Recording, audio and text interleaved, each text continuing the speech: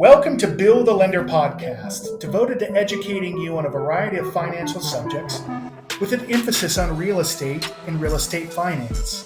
Please click the button to subscribe to my channel so you don't miss an episode. Then like and share your favorite episodes. The second myth is that this foreclosure surplus is going to actually create more housing and solve this gap, this problem, this inventory problem. And from the credit underwriting guidelines, I sort of explain that, went a little deeper into that so that you could have some context for why that won't happen again.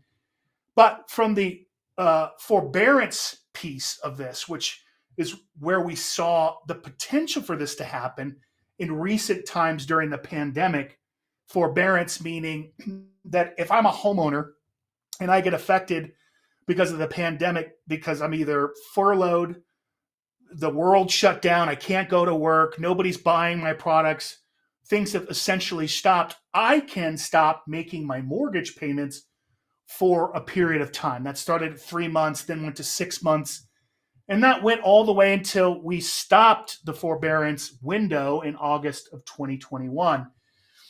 Now, at the height of that, there were up to 5 million homes across the nation, homeowners, households, that had gone into the forbearance process. And that was a huge concern for the market in general, because we thought that we may see default rates as high as 12 to 14% in all of the people that had decided to take Fannie and Freddie up on this process of delaying their payments. Now, what we saw, though, is because more Americans have seen appreciation. The average American has over 30% appreciation in their home. They have a ton of different ways to sort of work with the process, whether they get hired back to work, their circumstances change, things have returned back to normal, they're able to make those payments either in a lump sum or over time and eventually refinance themselves out of the forbearance, catch themselves up, modify the loan, tack it on to the end because they have so much equity.